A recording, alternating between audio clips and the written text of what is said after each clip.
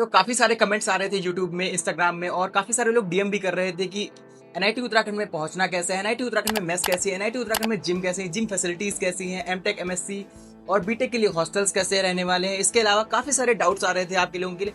तो मैंने आपके लिए एक प्रॉपर Q&A सेशन टाइप पर डिजाइन कर दिया है जिसमें मैं आपको एक एक डाउट आपका क्लियर करने वाला हूँ। इसके अलावा भी अगर आपका कोई डाउट रह जाता है तो आप कमेंट सेशन में कमेंट कर सकते हो और मैं उसका जल्दी से जल्दी रिप्लाई करने का कोशिश करने वाला हूँ। तो सबसे पहला सवाल जो आपका आता है वो होता है how to reach NIT Uttarakhand. यहाँ पहुंचने के लिए आपको या तो हरिद्वार, ऋषिकेश या नई दिल्ली आना पड़ेगा, जहाँ पे सबसे पहले हरिद्वार से सबसे ज्यादा इजी पड़ता है।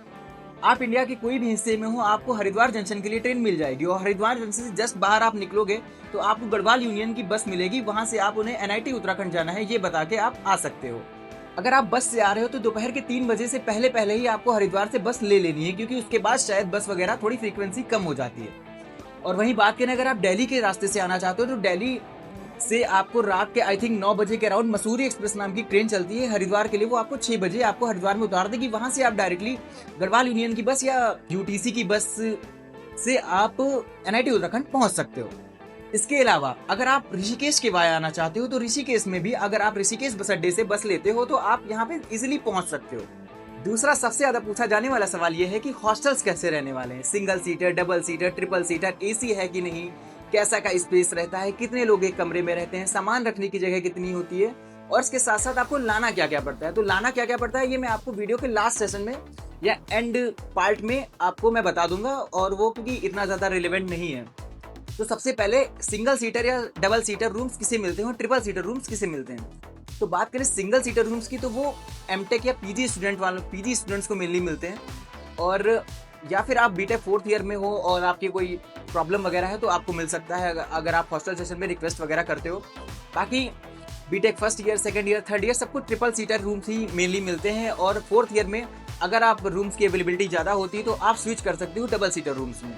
वहीं बात करें रूम्स में एसी वगैरह अवेलेबल है कि नहीं, तो देखिए एसी रूम्स वगैरह की अभी इतनी रिक्वायरमेंट नहीं है, क्योंकि यहाँ का average temperature he 20 to 25 degree के बीच लाई करता है और जिसमें इतनी ज़्यादा रिक्वायरमेंट एसी कूलर की नहीं होती है। वहीं बात करें वॉशिंग मशीन्स मिलती हैं कि नहीं, वॉशिंग मशीन गर्ल्स हॉस्टल में अवेलेबल है, अभी बॉयज़ हॉस्टल में ये सर्विसेज अवेलेबल नहीं है। इसके अलावा लॉन्ड्री सर्विसेज अवेलेबल है जिससे आप इजीली आप कन्वे कर सकते हो और अपने कपड़े धुलवा सकते हो। वहीं बात करें अगले डाउट की तो ये है कि वेज और नॉन वेज मतलब मेस में हमें क्या क्या ऑप्शंस देखने को मिलते हैं।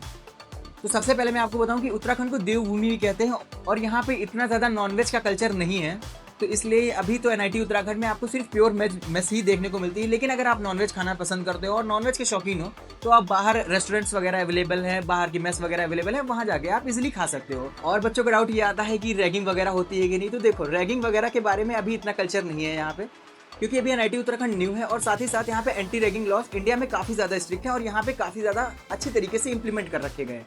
तो इसकी वजह से यहाँ पे रैगिंग वगैरह का कल्चर नहीं है और यहाँ पे रैगिंग बिल्कुल भी नहीं होती, बस बेसिक जरा सा इंट्रोडक्शन नाम वगैरह आपका पूछा जाता है।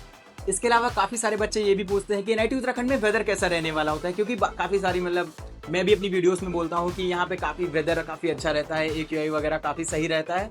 तो हाँ, यहाँ पे मतलब वेदर वगैरह अगर आप नेचर लवर हो तो आपको काफ़ी ज़्यादा एक्सपोजर मिलने वाला है। मतलब मैंने पहले ही अपनी वीडियो में मेंशन कर रखा है कि यहाँ पे 20 to 25 डिग्री एवरेज टेम्परेचर रहता है। इसके साथ साथ आपको सीनरिक व्यूज़ काफ़ी अच्छे दिखने वाले हैं।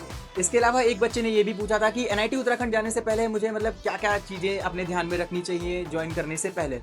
तो इंपॉर्टेंट थिंग होती है एनआईटी उत्तराखंड ज्वाइन करने से पहले कि मतलब आप ऐसा परसेप्शन ना बना के चलो कि यहाँ पे बर्फ वगैरह पड़ती है, ऐसा कुछ नहीं होता है यहाँ पे। और ठंडी वगैरह अक्टूबर, नवंबर, दिसंबर, जनवरी, फरवरी ये 5 महीनों में ही होती है। इसके लिए अभी से आपको ठंडी के कपड़े ले आने की ज़रूरत नहीं है। अभी आपका मिड टर्म ब्रेक वगैरह होगा तो उसमें आप अपने घर जा सकते हो और उसमें आप अपने कपड़े वगैरह ला सकते हो। अब वहीं बात करें मार्केट वगैरह की तो हाँ, मार्केट वगैरह ऐसे मतलब परसेप्शन होता है कि पहाड़ों पे मार्केट वगैरह का इतना ज़्यादा एक्सपोजर नहीं होता है, बड़े ब्रांड्स का इतना ज़्यादा एक्सपोजर नहीं होता। लेकिन सिंस श्रीनगर गढ़वाल का एक बहुत बड़ा सेंटर है और उत्तराखंड का बहुत बड़ा सेंटर है एजुकेशन पॉइंट ऑफ व्यू से, तो यहाँ पे आपको बड़े बड़े ब्रांड्स के आउटलेट्स वगैरह, डोमिनोज, पिज़्ज़ा हट सब देखने को मिल जाएगा। उसके साथ साथ कपड़े वगैरह में भी काफ़ी सारे ऑप्शंस आपको देखने को मिल जाएंगे। तो इसीलिए कपड़े वगैरह आपको घर से लाने की इतनी ज़्यादा ज़रूरत नहीं पड़ने वाली है। अगर आप कपड़े वगैरह यहाँ पे आके लेना चाहते हो तो वो ऑप्शन भी आपके लिए पूरा खुला हुआ है। उसके साथ साथ आपको अमेजॉन, फ्लिपकार्ट, मिंत्रा और सारी ई-कॉमर्स कंपनी की एक्सेस आपको यहाँ पे मिल जाती है। लेकिन अभी यहाँ पे क्विक कॉमर्स का कोई भी ऑप्शन देखने को नहीं मिलता है। इसके साथ साथ आपको वाईफाई, ईथरनेट कनेक्टिविटी भी आपको सारे हॉस्टल्स में देखने को मिल जाती है, तो उसके बारे में आपको कोई भी चिंता करने की जरूरत नहीं है। और यहाँ पे वाईफाई स्पीड काफ़ी ज़्यादा अच्छी देखने को मिलती है। इसके साथ साथ एक बच्चे का डाउट ये भी था कि अगर कॉलेज जा रहे हैं तो सामान क्या क्या लेना होता है। तो देखो, सामान वगैरह इतना कोई स्पेसिफिक नहीं लेना होता है, बस आपके पास थोड़े बहुत कैजुअल कपड़े, थोड़े बहुत फॉर्मल्स और शूज वगैरह के थोड़े बहुत ऑप्शंस और खाने पीने का थोड़ा बहुत आइटम बस होना चाहिए। इसके साथ जब आप कॉलेज जाओगे तो आपको लगेगा कि हाँ, ये सामान भी मेरे पास होना चाहिए, तो आप धीरे धीरे मैनेज कर सकते हो। एक दिन मार्केट चले जाओ और धीरे धीरे आप सब एक कॉमन लिस्ट बना लो और आप वहां से ले आ सकते हो। इसके साथ साथ एक बच्चे का डाउट ये भी था कि एनआईटी उत्तराखंड में हॉस्टल्स में हमें पहले से क्या क्या मिलता है। तो हॉस्टल्स में हमें सबसे पहले मिलता है, हमें अलमारी के ऑप्शंस देखने को मिल जाते हैं, कबर्ड वगैरह के, और एक बेड मिलता है। इसके अलावा आपको गद्दा, तकिया और बेडशीट वगैरह आपको खुद इंतजाम करनी पड़ती है। इसके अलावा आपको बकेट वगैरह खुद लेनी पड़ती है और वो आप धीरे धीरे आप इंतजाम कर सकते हो। बाकी सारे एसेंशियल्स आप गोला बाजार या अंजलि सुपरमार्केट से आप इजीली खरीद सकते हो और यहाँ से बहुत ही वॉकिंग डिस्टेंस पे है, तो इसमें आपको कोई भी दिक्कत नहीं जाने वाली है। इसके अलावा भी अगर आपके मन में कोई डाउट रह जाता है तो आप कमेंट सेक्शन में लिख सकते हैं और मैं उसका जल्दी से जल्दी ट्राई करने वाला हूँ उसका आंसर करने का।